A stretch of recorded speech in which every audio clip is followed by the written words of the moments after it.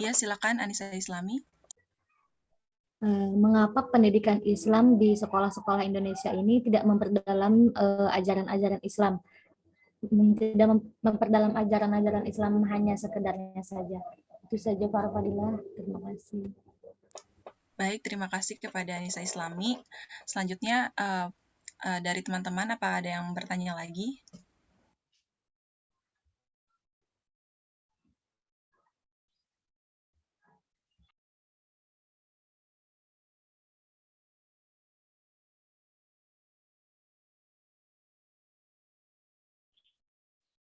Saya izin bertanya, Far. Ya, silakan Auliat. Silakan. Bagaimana cara untuk menyamaratakan antara didikan sekolah, orang tua, dan juga lingkungan sekitarnya? Terkadang itu ya di sekolah kayak di rumah tuh si anak diajarkan dengan pola pendidikan sesuai dengan harapan.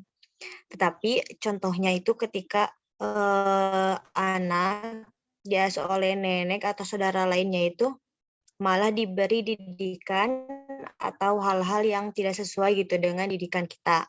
Contohnya tuh di penggunaan handphone. Terus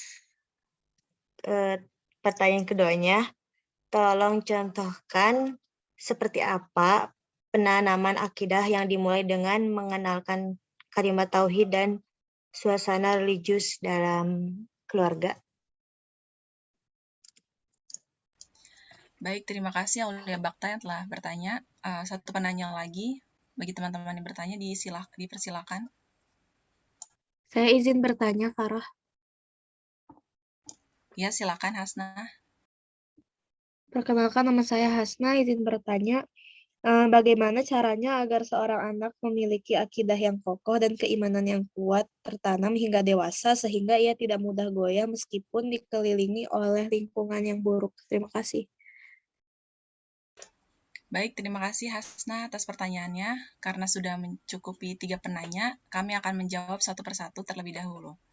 Untuk pertanyaan pertama dari Anissa Islami, insya Allah akan dijawab oleh Farah Hasanah Nur. Kepada Farah Hasanah dipersilahkan.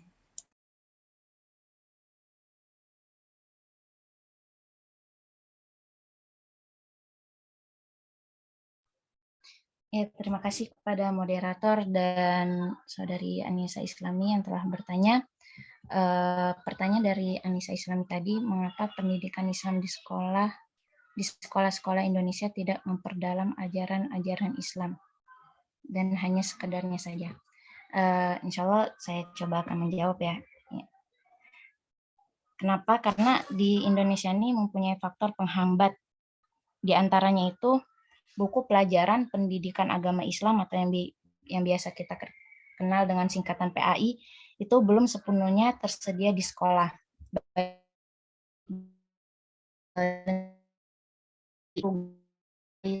Juga belum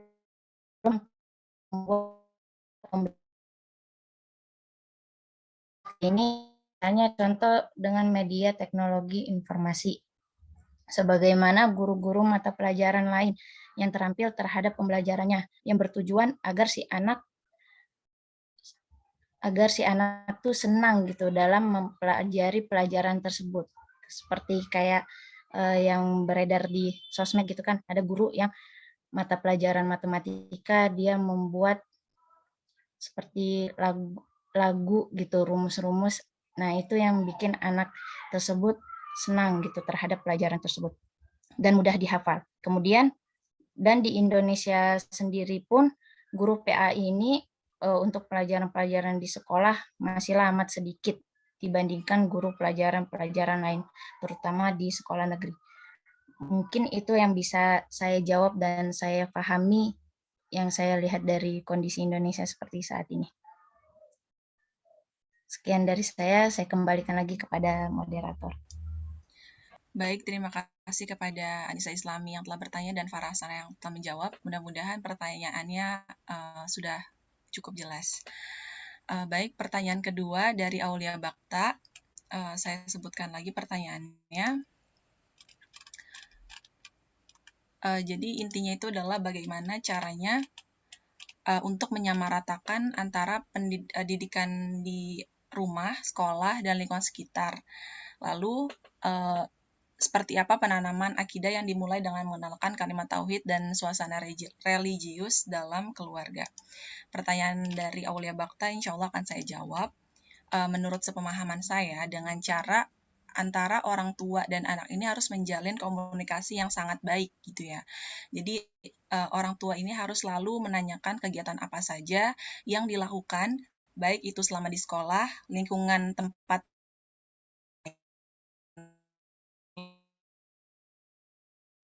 kerja gitu dua-duanya. Sehingga anak ini harus diasuh oleh nenek, saudara, ataupun kerabat dekatnya.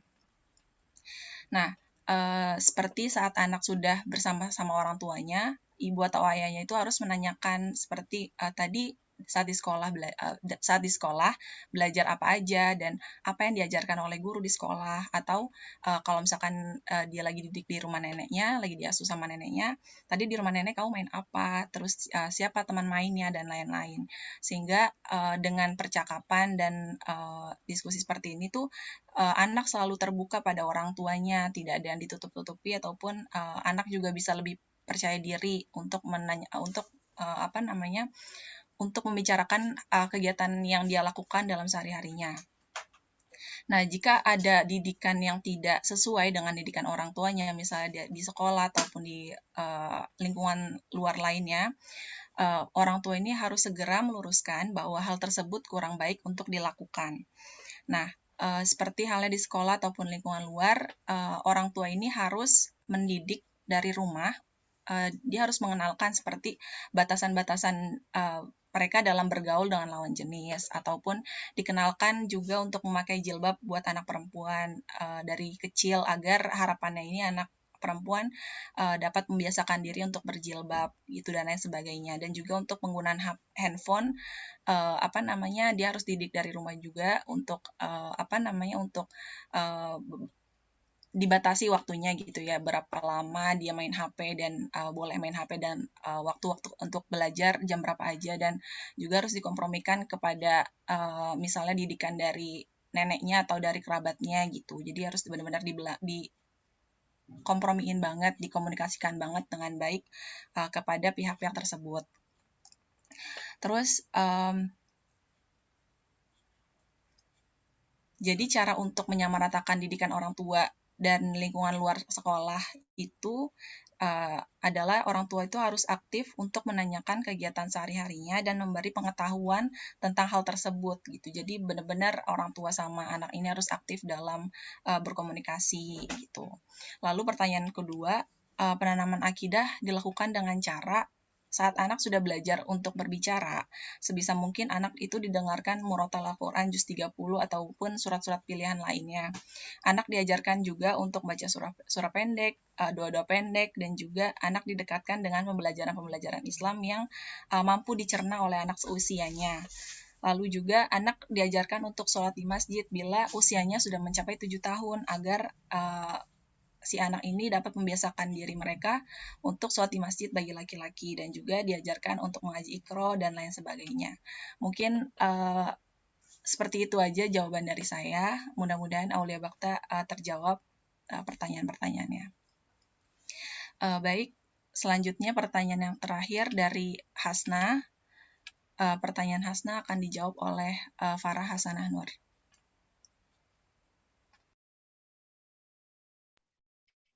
Ya, terima kasih kepada moderator dan Hasna.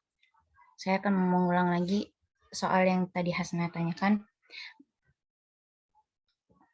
Bagaimana caranya agar seorang anak memiliki akidah yang kokoh dan keimanan yang kuat tertanam hingga dewasa, sehingga ia tidak mudah goyah meskipun dikelilingi oleh lingkungan yang buruk. Yang pertama yang bisa kita lakukan, dekatkan mereka dengan kisah-kisah atau cerita yang mengisahkan Allah Subhanahu wa Ta'ala, seperti kisah-kisah para nabi terdahulu, yang dimana banyak sekali gitu kan keajaiban-keajaiban yang Allah berikan gitu kepada para nabi tersebut. Kemudian hal ini tergantung pada sejauh mana kita sebagai orang tua memahami kisah atau cerita yang ada di dalam Al-Quran ataupun cerita nabi-nabi yang terdahulu. Jika kita sebagai orang tua ternyata tidak memahami hal tersebut, maka meningkatkan intensitas atau frekuensi membaca Al-Quran sembari memahami maknanya menjadi kebutuhan yang tidak bisa ditunda. Kemudian yang kedua, ajak anak itu untuk mengaktualisasikan akidah dalam kehidupan sehari-hari. Selanjutnya tugas kita sebagai orang tua adalah mengajak mereka untuk mengaktualisasikan akidah dalam kehidupan sehari-hari.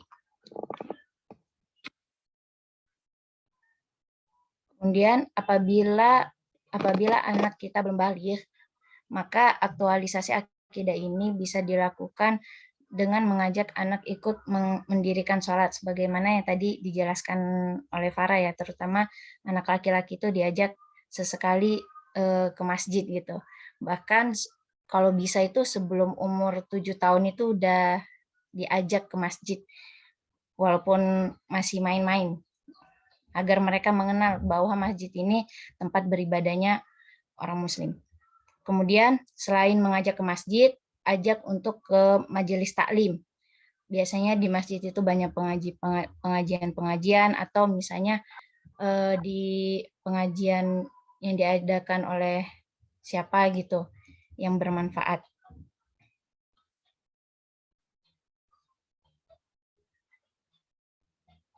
Kemudian dan sebisa mungkin kita tuh mengajak mereka untuk senantiasa mendengarkan bacaan Al-Quran dari lisan kedua orang tuanya.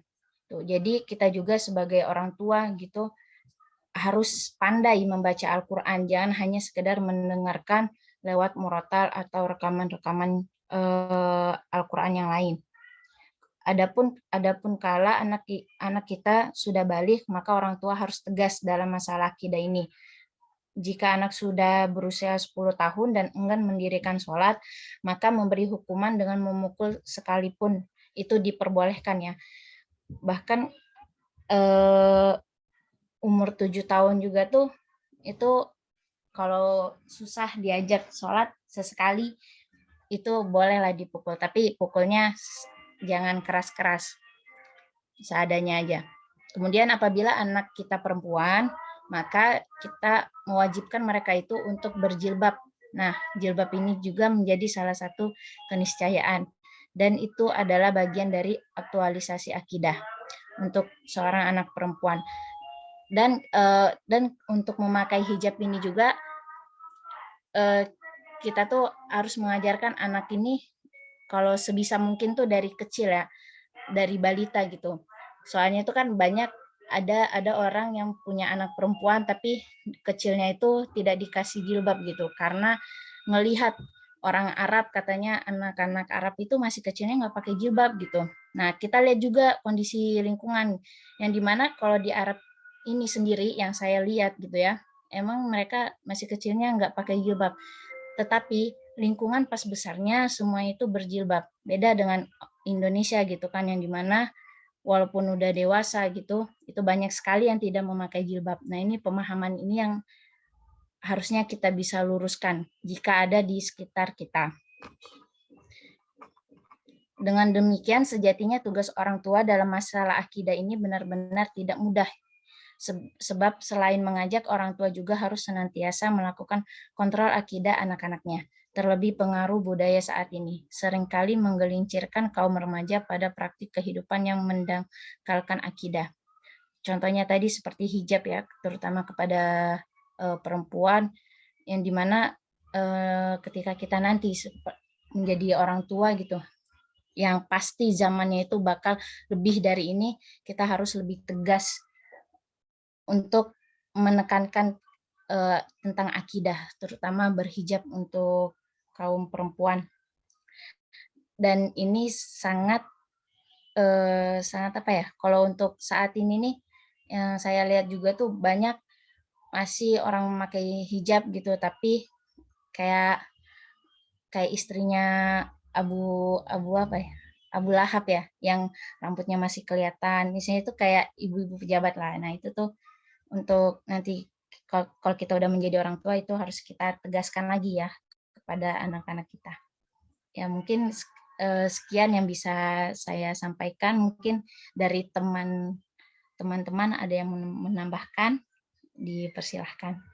Terima kasih kepada Hasna, semoga terjawab pertanyaannya.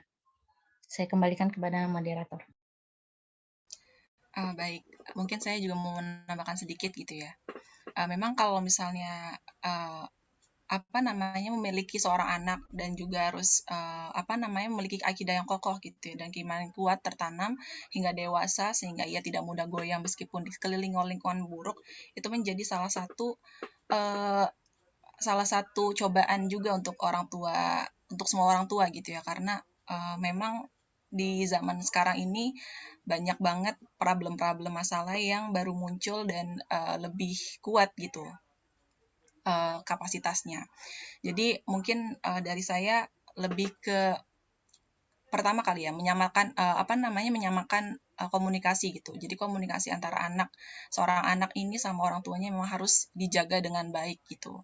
Dan juga anak harus harus bisa, seenggaknya kita harus terbuka sama anak dan sehingga anak pula terbuka sama kita.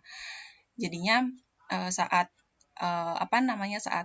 dia bertemu dengan lingkungan yang buruk, terus dia mampu menceritakan lingkungan tersebut kepada kita itu, sehingga kita nanti bisa memberikan solusi kepada anak bagaimana harus menyikapinya. Dan juga mungkin menurut saya juga perlu banget saat anak itu sudah masuk TK atau SD itu disekolahkan di TK Islam, sehingga dari kecilnya itu harus ditanamkan dulu nih akidah dan keimanan yang kuat ya, dari sejak SD mungkin sampai SMP juga. Mungkin kalau misalkan untuk SMA menurut saya itu tergantung dianya ya gitu, dia mau memilih itu terserah, adalah akidah yang ditanamkan itu sudah harus kokoh dari kecilnya gitu, sehingga saat dia menemukan lingkungan yang buruk ataupun yang kurang bagus buat dia bisa menghindarkan dan dia bisa menyikapinya gitu. Mungkin seperti itu juga sih tambahan dari saya sedikit. Mudah-mudahan juga jawaban Hasna terjawab semua ya. Oke, baik. Selanjutnya kami membuka satu termin lagi untuk 3 orang penanya. Kepada teman-teman yang ingin bertanya, dipersilakan. Saya izin bertanya. Ya, silakan Aski. Nama saya Aski Syafrina Mumtazah dari kelompok 1, izin bertanya. Di makalah dijelaskan tentang konsep pendidikan akhlak dalam Al-Quran. Salah satunya adalah akhlak kepada diri sendiri. Mohon penjelasannya kembali mengenai akhlak kepada diri sendiri tersebut, seperti hal-hal perbuatan apa saja yang harus dilakukan dan harus dijauhi supaya bisa dikatakan berakhlak terhadap diri sendiri. Terima kasih. Baik, terima kasih pada Aski. Selanjutnya dari teman-teman, apa ada yang bertanya lagi? Saya izin bertanya. Iya, silakan Asfa. Perkenalkan, nama saya Asfa Rufaida, izin bertanya. Jika sudah memberi pemahaman kepada anak mengenai ibadah dan akidah, namun anak masih tidak mengerti dan tidak menjalankannya, metode apa lagi yang mungkin lebih efektif? Terima kasih. Baik, terima kasih kepada Asfa. Mungkin dari teman-teman, apa ada yang ingin bertanya lagi?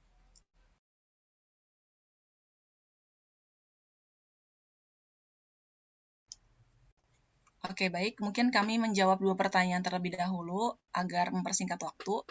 Pertanyaan Aski Syafrina akan dijawab oleh Elva Siti Makia Rohmah. Kepada Elva, dipersilakan. Baik, terima kasih moderator yang telah menyalakan saya untuk menjawab pertanyaan dari Aski ya tadi. Pertanyaannya, di makalah dijelaskan tentang konsep pendidikan. Mohon penjelasannya kembali mengenai akhlak kepada diri sendiri. Seperti hal-hal perbuatan apa saja yang harus dilakukan dan dijauhi supaya bisa dikatakan berakhlak terhadap diri sendiri. Nah, yang dimaksud dengan akhlak terhadap diri sendiri itu adalah sikap seseorang terhadap dirinya sendiri ya, diri pribadinya, baik itu jasmani atau sifat rohaninya. kita harus adil dalam memperlakukan diri kita. Jangan pernah memaksa diri untuk melakukan sesuatu yang tidak baik atau bahkan membahayakan jiwa. Sesuatu yang bisa membahayakan jiwa itu bisa bersifat fisik atau fisikis ya. Misalnya kita melakukan hal-hal yang bisa membuat tubuh kita menderita, seperti kayak terlalu banyak begadang atau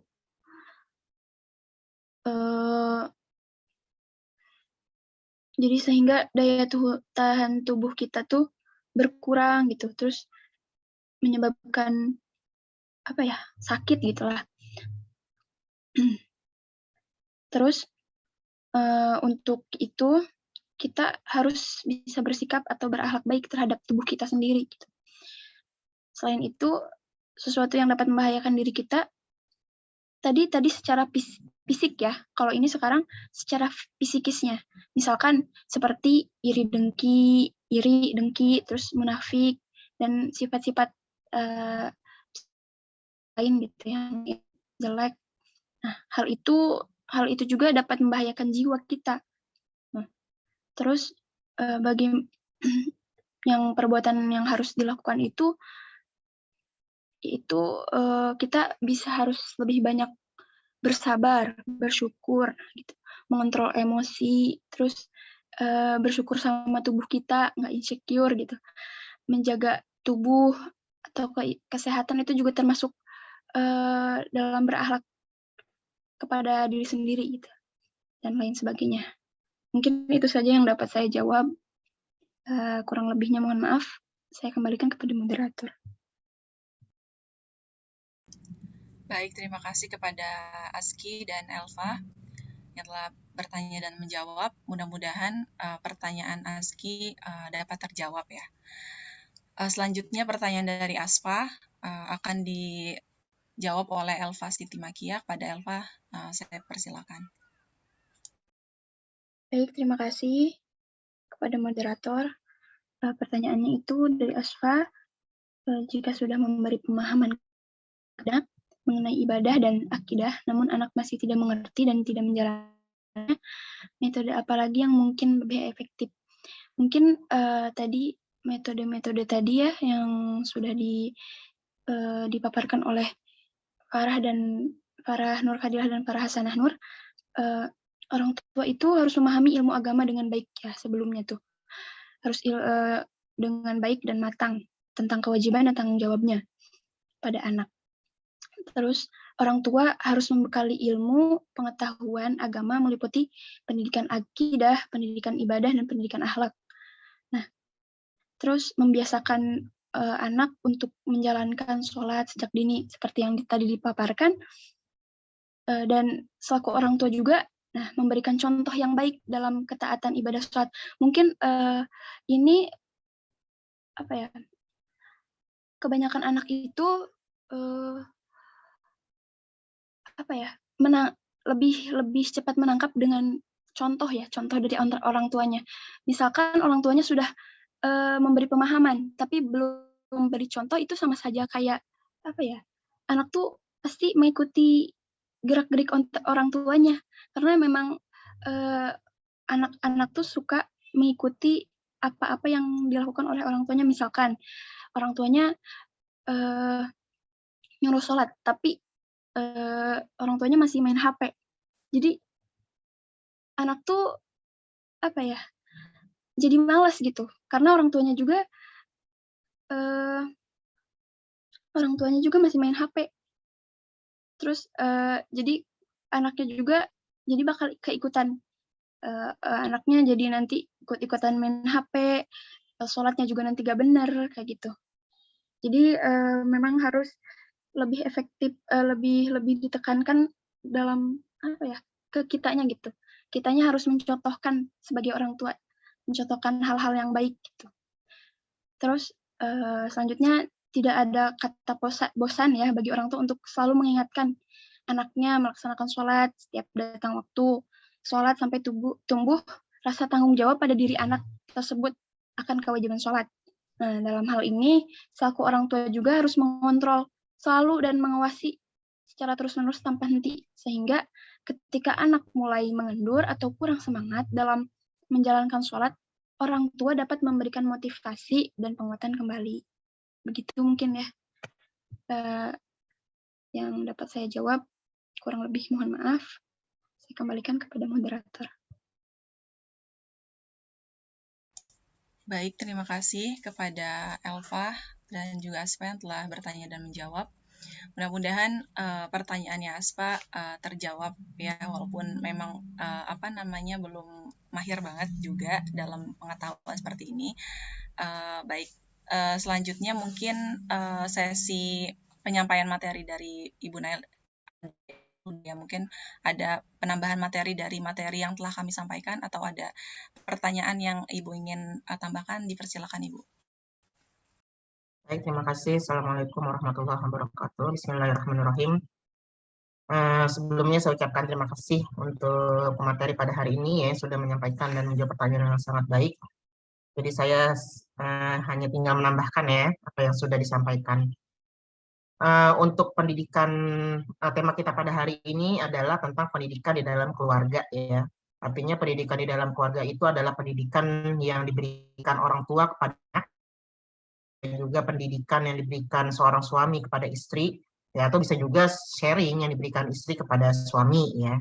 Kalau kita bilang pendidikan nanti suami marah ya, padahal kan sebenarnya tidak apa-apa juga suami istri itu saling mengingatkan, saling mengajari, saling mendidik, karena memang tugas bersama. Karena seringkali yang namanya hidup ya, mungkin hidup berumah tangga itu adalah hidup yang paling panjang kita jalani dalam hidup kita. Ketika masih menjadi anak, kan sebenarnya kita fokus pada belajar ya, tapi yang namanya the real pendidikan hidup itu adanya ketika kita berumah tangga. Maka menjadi sebuah hal yang sebenarnya biasa saja ketika suami pun misalnya melakukan sebuah kesalahan, malas sholat, kemudian misalnya dalam mencari nafkah ada yang mungkin menghalalkan segala cara, dan itu sebenarnya tugas siapa sih untuk mengingatkan? Kan tugas seorang istri, bukan lagi tugas orang tua dia, tapi itu tugas kita yang paling dekat dengan suami untuk mengingatkan. Apalagi kan itu sudah melebur ya biasanya ya, jadi mereka itu sudah tahu kebiasaan jeleknya, kebiasaan bagusnya, kapan moodnya lagi bagus, kapan enak untuk diajak berbicara. Maka biasanya tuh seorang istri yang paling paham dengan kondisi suaminya. Jadi tidak ada salahnya kalau istri juga mengajari suaminya. Nah, sebenarnya untuk ayatnya sudah disampaikan tadi ya, kita mengacu ayat 12 sampai ayat 19. Ini sudah cukup sebenarnya ya untuk menunjukkan pendidikan di dalam keluarga. Nanti mungkin saya tambahkan surat An-Nisa itu ya, yang waliyasallazina law taraku min khalfihim dzurriyyatan di'afan ayat itu. Jadi sebenarnya intinya ya, ada beberapa pendidikan, tema pendidikan yang harus dalam keluarga. Yang pertama itu adalah pendidikan terkait dengan masalah akidah. Itu adalah pendidikan yang harus pertama kali dan paling kuat ditanamkan di pendidikan keluarga.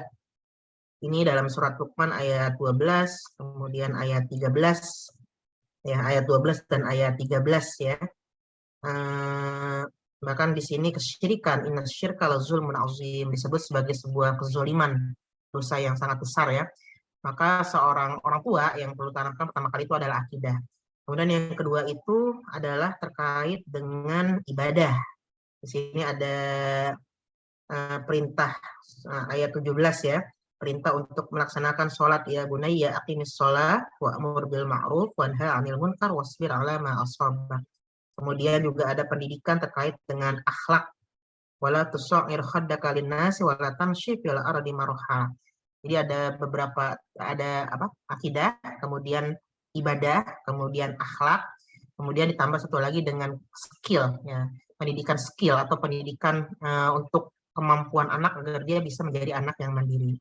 Dalilnya itu surat An-Nisa ya, waliyasallazina law taraku min khalfihim dzurriyyatan di'afafu 'alaihim falyattaqullah wal yaqulu kaulan sadida ya, itu dalilnya. Nah, tadi ada beberapa pertanyaan ya terkait dengan, ini tadi sudah dijelaskan ya oleh pemateri ya, nanti kalian tinggal buka lagi. ada beberapa pertanyaan ya yang mungkin bisa dikaitkan dengan penjelasan tadi yang sudah kita bahas. Misalnya ada pertanyaan tentang konsep pendidikan anak di dalam Al-Quran. Menurut saya justru ya, salah satu PR utama kita ini di dalam pendidikan keluarga justru sebenarnya yang banyak menerapkan pendidikan itu sekolah daripada keluarga. Kalau menurut saya pribadi ya, mungkin ada beberapa orang lah yang pendidikan keluarganya itu sudah kuat, sudah matang. Tapi menurut beberapa penelitian yang ada, ya justru pendidikan yang keluarga ini yang lebih sulit dibandingkan pendidikan sekolah. Coba nanti kalian kenal ya tentang pendidikan keluarga, itu lebih sulit. Kenapa? Karena seringkali kan kalau sekolah itu dia sudah ada kurikulumnya, ya, sudah ada kurikulum, sudah ada buku-bukunya, sudah ada caranya. Kemudian juga bagaimana misalnya guru itu konsisten ketika dia menyuruh anak, karena kan anaknya itu dia nggak boleh pilih kasih, dia nggak boleh bilang sekarang A besok B gitu ya. Tapi di pendidikan keluarga ini banyak sekarang ini orang tidak punya kurikulum ketika mereka menikah. Jadi setelah dia itu menikah, yang penting dia menikahlah dengan orang yang dia suka gitu ya. Adapun nanti bagaimana cara mendidik anaknya, kurikulum itu jarang dibicarakan antara suami dan istri. Sehingga kemudian ketika mereka punya anak ya, justru mereka yang agak kesulitan. Nah untungnya sekarang sudah ada sekolah ya, sekolah-sekolah. Nah kalau tadi di kelas yang sebelah tuh ya ada pertanyaan bagaimana cara menyesuaikan pendidikan ini ya, kan anak itu kan ada fase-fasenya. Bagaimana cara menyesuaikan pendidikan ini dengan fase-fase umurnya anak. Nah, kalau kita mau belajar di sekolah, itu mereka sudah punya fase-fasenya. Kan kalau kita lihat fase-fasenya itu misalnya contohnya ya, yang dikatakan Ali bin Abi Thalib, itu ada pembagian umur pendidikan anak. Dari 0 sampai 7 tahun, kata Ali bin Abi Thalib, jadikan dia raja. Maka pola pengasuhan kita pada usia ini ya tidak boleh terlalu keras.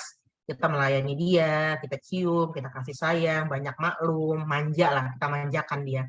Usia segini ini jangan khawatir apa ya, kan kadang-kadang ada orang tua yang suka banget keras banget gitu ya. Misalnya dia bilang jangan diturutin, nanti manja gitu ya. Itu kalau usia 0 sampai 7 tahun itu mereka nggak ngerti, konsep manja itu nggak ngerti. Karena memang belum bisa diajak berpikir untuk suatu konsep itu mereka nggak jelas, belum jelas. Jadi ya sudah biarin aja, kalau mereka manja, mereka mau semaunya itu dibiarkan. Tapi ketika mereka sudah masuk usia 7, itu sudah harus diwajibkan untuk menjalankan sholat dan 10 dipukul. Nah, pada usia 0 sampai 7 jadikan raja. Kemudian kata Ali bin Abi Thalib, pada usia 7 sampai usia 14 tahun itu disiplinan anak. Ya. Nanti ketika umur 14 sampai umur 21 tahun, maka jadi sebagai seorang sahabat. Jadi tidak bisa lagi sistemnya keras seperti ketika umur 7 sampai 14 tahun. Itu kalau Ali bin Abi Thalib. Nah, konteksnya dalam pendidikan keluarga, tadi kan ada pendidikan akidah, ibadah, di sekolah nih ya, ini yang mesti kita nyontek nih, nyontek pendidikan di sekolah. Itu dari mulai umur 4 tahun sampai dari TK ya, dari PAUD sampai umur 7 tahun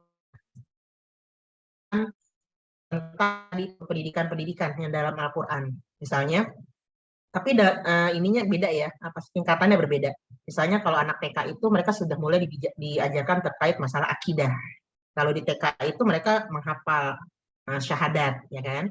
Jadi kebiasaannya itu kalau TK Islam ya, kalau TK Islam itu mereka masuk sekolah itu, sebelum masuk sekolah mereka biasanya bersyahadat dulu tuh, asyhadu alla ilaha illallah. Itu saya lihat banyak ya, sudah banyak seperti itu rata. Nanti setelah baca syahadat, biasanya mereka baca raditu billahi robba wa bil islami dina wa bil muhammadin nabiyya wa rasul, dan ada terjemahnya. Sehingga kemudian anak-anak selain mereka menghafal, mereka juga mengetahui maknanya. Nah itu saya pernah lihat ya kurikulum Rodoul Atfal itu seperti itu. Jadi sebelum masuk mereka sudah mulai. Kemudian ada rukun iman, rukun Islam gitu ya.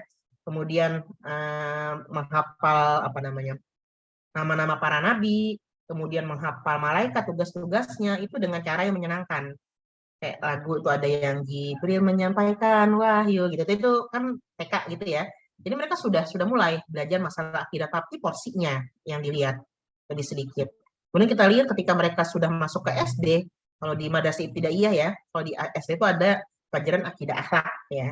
Kalau di masa Ibtidaiyah itu ada sudah mulai belajar misalnya sifat-sifat Allah yang 20, sifat para nabi, kemudian sifat para malaikat, yang wajib, yang mustahil gitu. Itu sudah pendidikan akidah sudah tingkatnya lebih lagi. Nanti ketika sudah SMP, SMA, ya sudah lebih tinggi lagi. Ketika nanti kalian kuliah, pasti kan sudah mengetahui tentang akidah Ahlussunnah wal Jamaah, akidah macam-macam gitu ya. Kemudian pendidikan ibadah itu juga sudah diterapkan dari kecil kalau di sekolah ya. Seperti misalnya sholat, anak-anak kan menghafal bacaan-bacaan sholat, cara wudhu yang benar seperti apa dari TK itu sudah. Makanya di lomba Ancol itu ya, kalau di kita tuh Ancol, lomba Ancol itu ada tuh lomba sholat, ya, lomba sholat. Nah itu salah satu yang setiap tahun diadakan.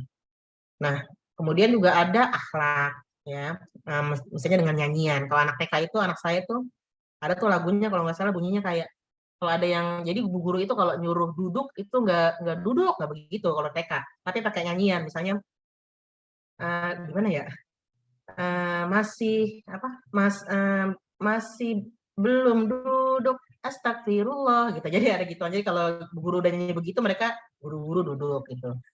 Itu TK sudah seperti itu sudah ada kurikulumnya sekolah, dan mestinya keluarga itu juga ikut seperti itu. Jadi punya kurikulum lah dalam pendidikan anak. Nanti untuk usia sekian, kemudian nanti untuk usia ini berapa, tadi sudah dijelaskan ya, seperti misalnya dalam menutup aurat, itu juga sudah ada kurikulum umur berapa anak itu misalnya boleh terbuka, umur berapa ketika dia misalnya sudah merasa mulai malu, ini mungkin umur 3 tahun, 4 tahun, ya sudah mulailah dipakein yang agak tertutup, karena dia sudah paham konsep malu ya, dan seterusnya. Nah ini yang menurut saya itu kadang masih suka kurang di lingkungan keluarga.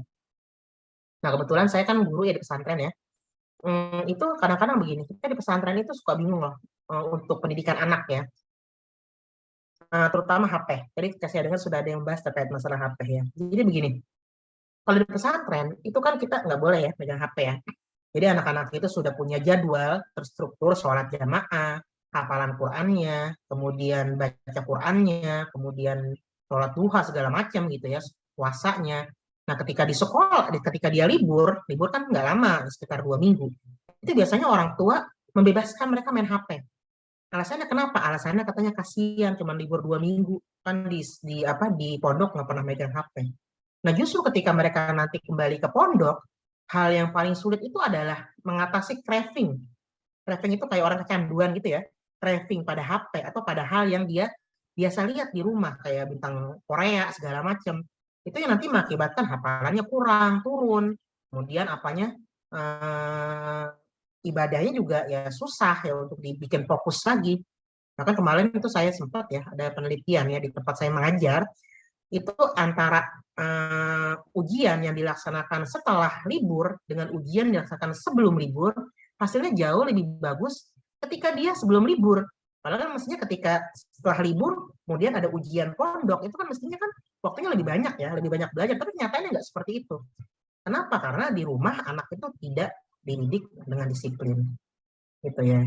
Jadi kalau menurut saya ini pertanyaan nomor 1 ini, bisa ya, bisa tidak. Mungkin kalau pendidikan sekolah yang biasa ya, tidak. Tapi kalau sekolah Islam saya pikir sudah cukup bagus sekarang, sudah banyak konsep pendidikan, justru pendidikan kita keluarga di rumah yang kurang.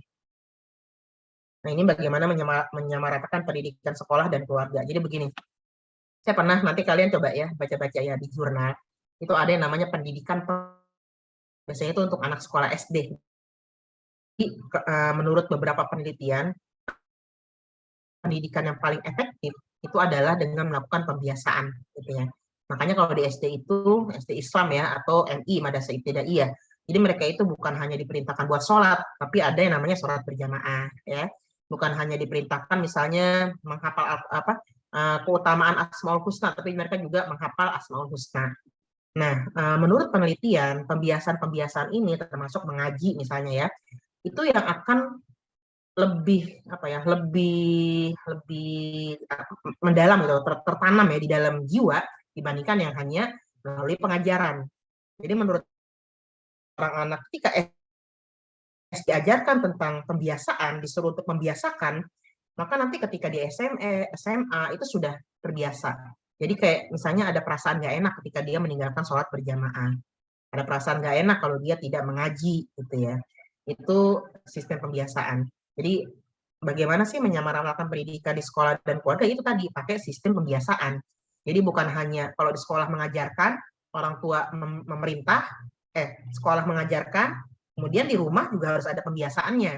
Kan kalau di sekolah itu terbatas ya, paling berjamaah zuhur.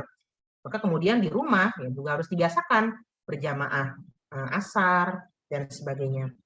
Kemudian saya habis penelitian itu ya, nanti doain ya, mudah-mudahan masuklah ke jurnal. Karena kan sekarang agak susah ya masuk jurnal itu. Itu saya penelitian saya tentang penggunaan buku mutabaah untuk sebagai cara untuk pembiasaan siswa di rumah, pembiasaan ibadah siswa di rumah. Jadi ada di tempat dekat rumah saya ya, SDT At-Taqwa. Jadi mereka itu ada yang namanya buku mutabaah. Mungkin kalian pernah ada juga tuh yang punya ya. Buku mutabaah itu isinya itu sholat kayak absensi begitu. Sholat Zuhur, sholat Asar, Maghrib, Isya berjamaah. Kemudian murojaah hafalan, kemudian membaca Al-Quran, kemudian belajar, kemudian membantu orang tua. Itu nanti orang tua cekis gitu. Nah itu di masa pandemik itu sistem mutabaah ini sangat bagus. Nah malah kalau kata orang SDIT tadi, SDIT At-Taqwa, mereka mengatakan nanti setelah pandemik itu mereka akan tetap menerapkan buku mutabaah ini. Kenapa? Karena ketika sudah ada buku mutabaah kan anak kan mau nggak mau ya, dia sholat berjamaah segala macam, akhirnya dicicil itu. Nah itu nanti diharapkan menjadi pembiasaan yang akan terus sampai nanti di SMP, SMA dan seterusnya gitu ya. Jadi jawabannya dengan pembiasaan. Kemudian bagaimana menjaga anak yang tetap punya akidah yang kuat meskipun di lingkungan yang buruk. Tadi sudah dijelaskan ya.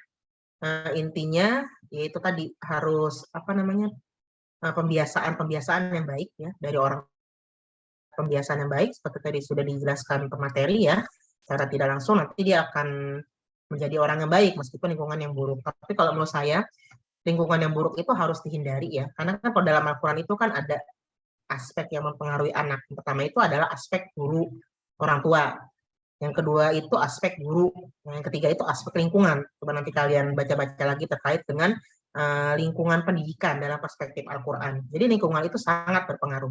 Tadi di kelas yang sebelah itu ada yang bertanya, boleh nggak kalau kita misalnya anak itu dibatasi pergaulannya dari lingkungan? Jawabannya boleh. Kalau memang lingkungannya tidak mendukung ya berarti tidak usah kita biarkan anak kita bergaul terlalu banyak di lingkungan yang memang rusak. Bisa misalnya kita buat lingkungan yang lebih baik, misalnya kan kalau anak mondok di pesantren usia SD ya, itu kan banyak ya psikolog mengatakan kurang bagus, tidak bagus. Kenapa? Karena pada usia itu anak sebenarnya sedang membutuhkan kasih sayang dari orang tuanya. Tapi ketika ternyata lingkungannya buruk untuk anak, maka ya seharusnya nggak apa-apa anak dimasukkan ke pondok misalnya pada usia SD. Untuk apa? Untuk menyelamatkan dia dari lingkungan yang buruk. Itu salah satu solusinya ya. Atau misalnya orang tua di rumah, anak di rumah, kemudian orang tua punya kurikulum lah, supaya anak itu tidak terpengaruh dari lingkungannya yang buruk. Tapi agak sulit ya kalau menurut saya ini kalau lingkungan. Kemudian pendidikan anak pada diri sendiri. Ini statement dari penulis ya, sudah dijelaskan tadi. Kemudian jika anak sudah diajak tentang ibadah tapi tidak menjalankan metode yang lebih efektif, apa tadi sudah saya jelaskan ya, bisa dengan menggunakan metode pembiasaan. Kalau sudah dibiasakan insya Allah. Dan pembiasaan ini butuh kerjasama ya antara guru dengan orang tua. Jangan hanya memerintahkan anak, tapi juga harus mencontohkan. Karena biasanya itu anak lebih gampang, lebih mudah itu ketika dia melihat orang di sekitarnya melakukan itu, biasanya dia akan mencontoh. Dan nanti kan pendidikan ini sebenarnya akan berpulang ke orang tuanya sendiri. Ya. Jadi pendidikan anak itu bisa dibilang tabungan orang tua. Ketika dia mendidiknya itu bagus, baik, maka nanti ketika besar anaknya juga akan memberikan impact yang baik kepada orang tuanya. Tapi ketika pendidikan anak itu orang tuanya malas-malesan, ogah-ogahan, tidak mau tahu gitu ya, maka nanti ketika anak sudah besar, orang tua nggak akan dapat apa-apa. Makanya kan anak itu salah satu yang pahalanya tetap mengalir ya sampai meninggal. Kenapa? Karena tidak mudah untuk mendidik anak. Sulit ya. Bahkan saya aja ya, saya itu mungkin HP ya. Kalau anak saya nggak HP sih ya. Dia ini suka main iPad, laptop. Karena kan orang tuanya emang kerjanya di depan laptop ya, ngajar laptop, nulis laptop. Dia ketika ngeliat orang itu pakai laptop semua ya dia akhirnya nonton YouTube pakai laptop. Nah itu yang sampai sekarang itu PR ya. Kalau saya pakai buku ya bagaimana? Kan zaman sekarang sudah tidak buku lagi. Jadi sulit banget yang namanya mendidik anak itu. Tapi mudah-mudahan bisa dipermudah oleh Allah nanti ya. Baik, itu mungkin ya tambahan dari saya. Intinya tadi ada 4 ya berarti ya. Ada 4 pendidikan, materi pendidikan untuk anak. Yaitu tadi apa? Akidah, kemudian ibadah, kemudian akhlak, kemudian skill kemampuan. Dan sampai kita meninggalkan anak itu dalam keadaan yang lemah. Lemah di sini artinya dia tidak mandiri. Jadi nanti menyusahkan orang lain. Maka agar anak bisa mandiri, tidak menyusahkan orang, satu-satunya cara adalah diberikan skill, kemampuan hidup ya, supaya tidak bergantung hidup pada orang tua atau pada orang lain. Jadi ada 4. Nah, sedangkan metodenya ini bisa bermacam-macam sebenarnya ya. Kalau kita lihat dalam Al-Quran, bisa menggunakan ceramah, berarti kan memberikan nasihat ya. Kemudian mungkin bisa kita pakai ayat yang ud'u ila sabili rabbika bil hikmati wal mau'izatil hasanah wajadilhum billati hiya ahsan. Termasuk ketika anak dia melawan, orang tua harus dengan argumentasi yang bagus ya, yang baik, tidak boleh emosi, jangan marah-marah, karena begini, ketika orang tua itu mendidik anak dengan cara marah-marah, ya, keras, kasar, maka nanti anaknya pun akan keras, akan kasar. Coba aja. Makanya kalau kita lihat ya, biasanya itu anak yang keras, itu anak pertama. Kenapa? Karena pada waktu mendidik anak pertama, orang tua itu masih susah hidupnya ya. Mungkin kalian anak pertama, kalian pahamilah. Susah, hidup itu susah. Ekonomi belum begitu bagus ya. Tapi nanti ketika anak sudah yang terakhir, itu biasanya orang tua sudah dalam keadaan ekonomi yang mapan. Makanya dia sama anak itu nggak suka ngomel. Jadi anak bontot itu biasanya nggak suka diomelin.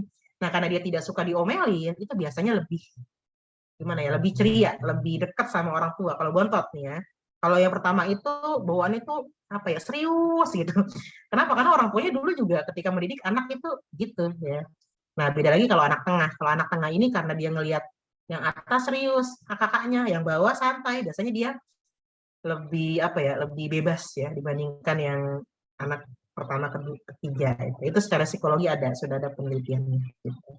Jadi ketika keras itu biasanya anak pertama keras. Kenapa? Orang tua dulu didiknya keras.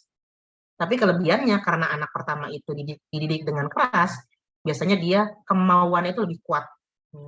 Jadi lebih mandiri lah. Kalau dilepas di mana-mana itu hidup kalau anak pertama. Kalau anak terakhir itu kadang-kadang itu ya, karena manja dengan orang tuanya. Gitu.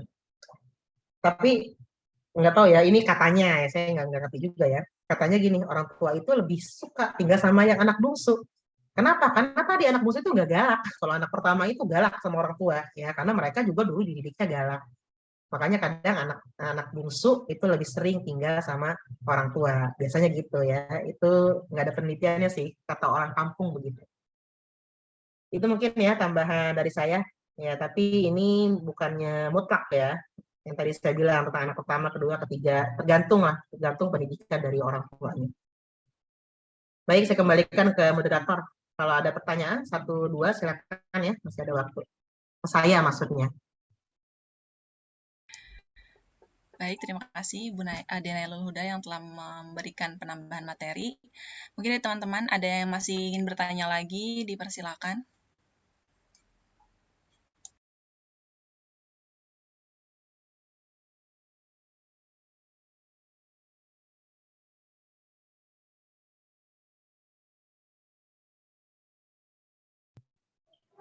Ibu, maaf saya izin bertanya.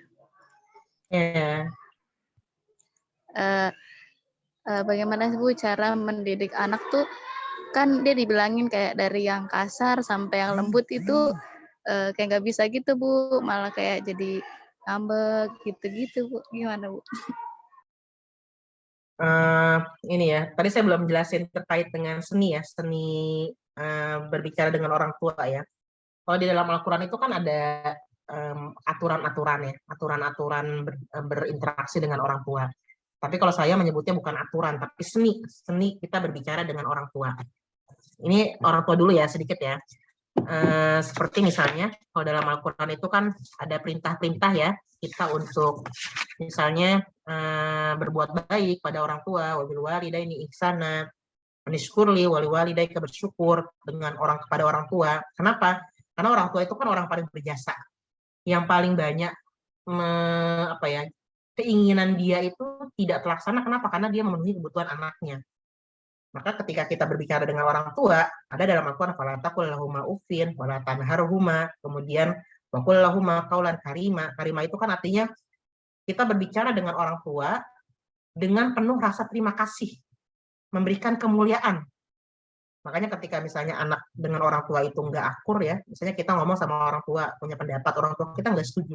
Itu biasanya ada salah satu sebabnya, bisa jadi caranya yang kurang tepat, bisa jadi waktunya yang kurang tepat, bisa jadi kondisinya yang kurang tepat. Misal anak ngomongin masalah misalnya apa gitu ya, yang butuh uang, sedangkan keuangan keluarga lagi kurang bagus, ya pasti orang tua senewan ya diajak ngomong begitu kan. Udah gitu mungkin mintanya juga bukan dengan cara yang baik, tapi kayak orang nyuruh gitu, minta duit, ini susah gini gini gini, orang tua pasti marah gitu ya. Itu ada cara-caranya yang disebutkan dalam Al-Qur'an. Jadi kalau menurut saya yang dalam Al-Qur'an itu bukannya perintah ya, tapi justru Al-Qur'an ingin mengajarkan kita bagaimana sih seni kita berbicara dengan orang tua, kita berinteraksi dengan orang tua. Nah, begitu juga dengan anak, itu ada seninya ya, seni kita berinteraksi dengan anak. Kalau kita lihat dalam Al-Qur'an kan misalnya surat Luqman ya, dengan kata-kata yang baik, yang bagus. Kemudian kan kata-katanya sangat indah ya kalau dalam surat Luqman yang kita bahas pada hari ini. Kemudian juga harus ada pendekatannya. Yang ini dilihat misalnya dari perkataan Luqman yang menyebutkan anak ya bunayya gitu ya, dengan kalimat wahai anakku. Artinya kan kalau kita lihat dari kalimatnya Luqman, dia dekat loh dengan anaknya. Dia memahami anaknya. Dia tahulah kondisi anaknya. Karena nggak mungkin lah orang tua yang menggunakan kalimat ya bunayya, wahai anakku, dia itu sehari-hari nggak berinteraksi dengan anak, itu nggak mungkin. Kalau yang nggak berinteraksi pasti kan gitu ya, atau hai apa gitu. Tapi ini tidak, dengan cara-cara yang lembut.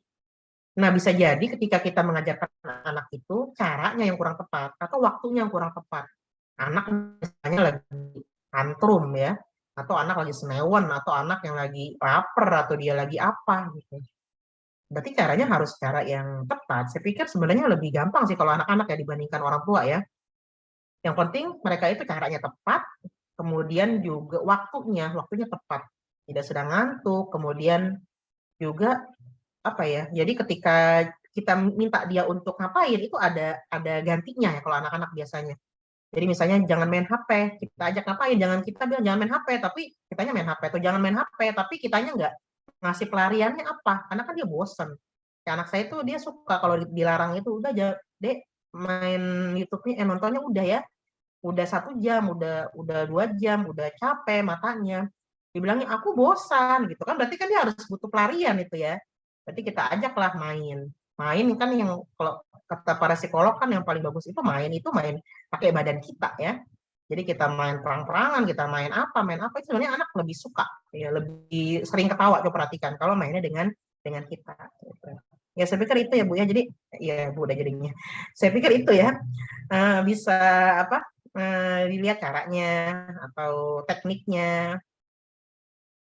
Kalau saya sih ada ini juga, ada tuh kalau psikolog itu kan mungkin kalau mereka dari awal ya, gitu ya, itu bisa kayak Kaseto. Kata Kaseto kalau nyuruh anak itu kalau marah-marah harus pakai lagu. Ya kalau misalnya dari awal dia seperti itu mungkin bisa, tapi kalau anaknya nggak biasa begitu, kita laguin malah dia bukannya malah denger ya. Jadi sebenarnya sih tergantung kebiasaan keluarga masing-masing. Asal jangan marah-marah ya. Anak itu kalau marah-marah juga dia bingung, ini orang marah-marah kenapa sih begitu. Lihat deh mukanya. Kalau kita marah-marah dia bingung itu. Ini dimarahin kenapa? Apalagi kalau kita marah-marah, kecepatan ngomong kita sampai berapa kilometer per anu gitu. Itu anak-anak itu bingung, ini ibu ngomong apa gitu. Itu kan suka ada tuh Ustazah Aisyah Dahlan ya. Coba bisa kita dengar-dengar cara-cara berbicara, berinteraksi dengan anak itu ada metodenya. Gitu ya. Meskipun tidak ada dalilnya, nggak apa-apa. Sesuatu yang baik itu ya kita praktekkan.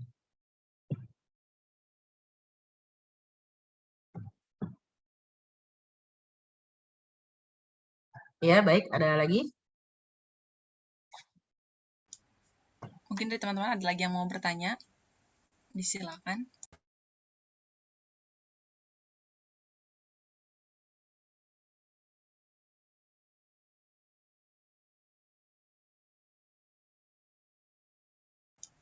Baik, mungkin sudah tidak ada yang lagi yang mau bertanya.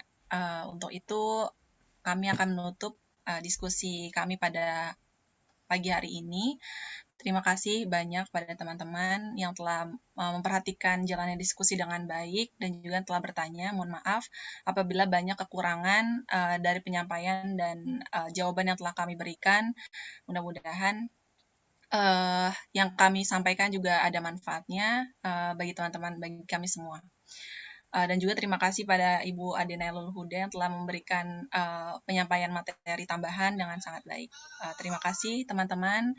Wabillahi taufik wal hidayah. Wassalamualaikum warahmatullahi wabarakatuh. Waalaikumsalam warahmatullahi wabarakatuh. Terima kasih ya. Saya pamit ya semuanya. Terima kasih banyak Assalamualaikum. Ibu. Terima kasih Bu. Assalamualaikum warahmatullahi wabarakatuh.